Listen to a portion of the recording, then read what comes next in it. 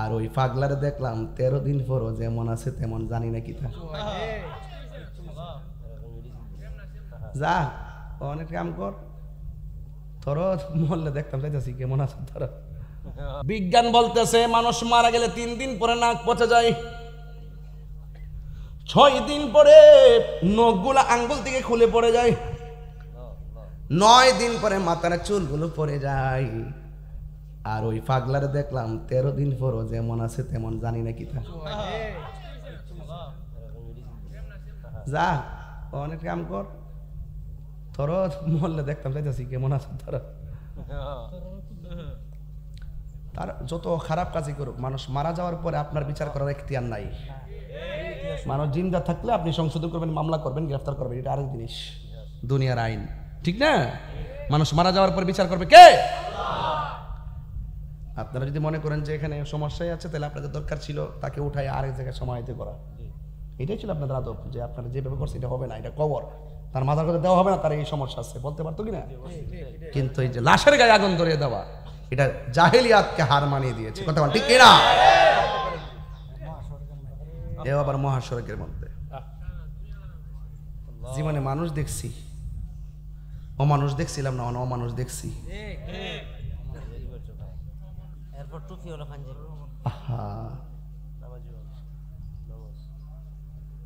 এই জন্য ওয়াজ করতেছি আর কিছু, ঠান্ডা মাথায় ওয়াজ করতেছি। মাঝে মাঝে চিল্লি দেখি রে, ওই যে হাত চত্রা যে, মানে এটা না দে পারি না, গরম বুঝাই দে, অত চিল্লাই না, এখন আস্তে আস্তে সময় চলে না। এরপর আমি কই পারি না তো, আয়া পরে আর কি। হুসাইনি প্রেমিকরা কি তার ঠান্ডা থাকতে পারে? নরম না গরম? তবে ওয়াজটা বুঝাই যাইতেছি। প্রাণ দয়াল রে,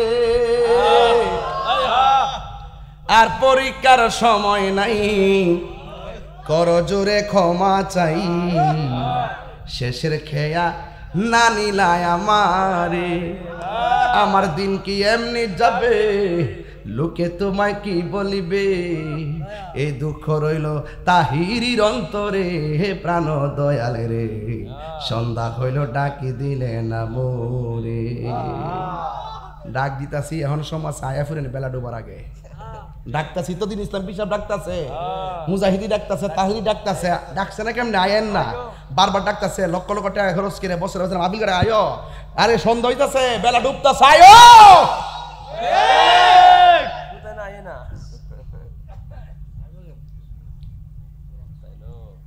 খুব খারাপ লাগে বাবা, প্রেম হাসাই প্রেম কাদাই রে, দয়াল জল দিলে নিবে না, রে তাহিরি প্রেম করিয়া কলঙ্ক ঘোষণা, প্রেম করিয়া প্রেমিক মরে রে, দয়াল প্রেম তো মরে না, ঠিক কেটে রে বাবা? হাই রে ও শম্ভুপুরের বাবা, ও পাক দরবারের বাবা, সুবহানাল্লাহ করে কে লেগে রে। এবার আমার নবী, আপনার নবী বলে, উম্মত আমার এত মার মারছে গো, এর বিনিময়ে আমি কিছুই চাই না, আমি চাই শুধু আমার আহলে বায়তের মহব্বত। আমার নবী আসার নামাজ পেরা বাইরেছে, গায়ের মধ্যে কালা চাদর, নবীর কাছে একজন আসলেন, নবী চাদরের ভিতরে ঢুকাই দিছেন, দেখতেছে লোকটা কেউ না, এটা হইল মৌলা আলী। এরপরে আরেকজন আসলেন, চাদরের ভিতরে হান্দাই দিছে, কয় এটা কেউ না গো, এটা হলো মা ফাতেমা। সুবহানাল্লাহ কোন কে? আমি তো বারবার কইতাম, আর আমরা সুবহানাল্লাহ কইতে শুনে দিলেন, আপনি বুঝেন না কোন জায়গায় সুবহানাল্লাহ কইবেন? এত সংসার কালেও বসলাম, ওখানে বুঝেন না। সংসার সংসার কয়রা, এটা পরে কম বাজানটা আমার সাথে আমার সাথে। আমার যুবক ভাই, কত লম্বা ওয়াজ ধরছি আজকে এই হুজুরের কারণে। আমি বললাম অন্য একটা কোন রকম জানেন বলি, গর্তে বোঝা যাচ্ছে একটু বালা করে। ভৈরবের মধ্যে আইলে আমার সাজন লাগে না, ভৈরব আমাদের অস্তিত্বের জায়গা, কথা কন ঠিক কিনা? এই জন্য আমার যুবক ভাইরা, আমার নবী পিছনে কি মানুষ নাকি ওইগুলা? ওই যে মানুষ, ওই যে চেয়ারে বসে না, মানে সামনে গ্যালারি ফোর মানুষ আছে? ও আচ্ছা, তাহলে তো মোটামুটি মানুষ ভালোই আসছে দেখা যায়। আলহামদুলিল্লাহ কোন নাকি লেগে আমার মুরব্বী আব্বাড়ি কেউ মুরব্বী আব্বাড়ি ওই ও তোর ক্ষেত্রে মানুষটি ও ইটনার দিকে আইছে এটা যে ফুটাই তো আইছে নিতে আইছে আর কি বতলাপুর যে আইছুই ওগুলো অনেক আবার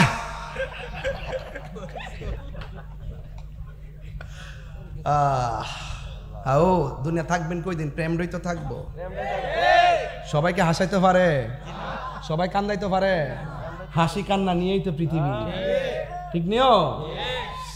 এই জন্য আমার যুবক ভাইয়েরা কই জায়গায় গেছিলাম? দেখছেন এই যে পাইছি তো এই রেখা ফুলা পান চাদরের ভিতরে কেমনে মনে রাখছি না আমি বুঝলে গেছিলাম করি কয়জন ঢুকছে? এরপরে আমার নবী আরেকজনকে ঢুকাইছে গো, যিনি হলো হযরত ইমাম হাসান মুজতবা। সুবহানাল্লাহ কোন কেন? এরপরে আরেকজন ঢুকাইছে, যিনি হলো হযরত ইমামে হুসাইন রাদিয়াল্লাহু তাআলা আনহু। চারজনকে ঢুকাইছি। আমার নবী বলে উম্মত তোমরা বলছো আহলে বাইত কারা? আমার চাদরের ভিতরে যারা ঢুকছে হাউলাই আহলাল বাইতি, এরাই হলো আমার আহলে বাইত। কেউ যদি ওদের কষ্ট দেই যেন আমায় কষ্ট দেয়, কষ্ট দিল মা ফাতেমারে। দরবারের মাহফিল তো দরবারি ওয়াজ করতেছে আর কি আজকে। আরে কেউ যদি ওদের কষ্ট দেয় যেন আমায় কষ্ট দেয়, কষ্ট দিল মা ফাতেমারে, কষ্ট দিল মা ফাতেমারে।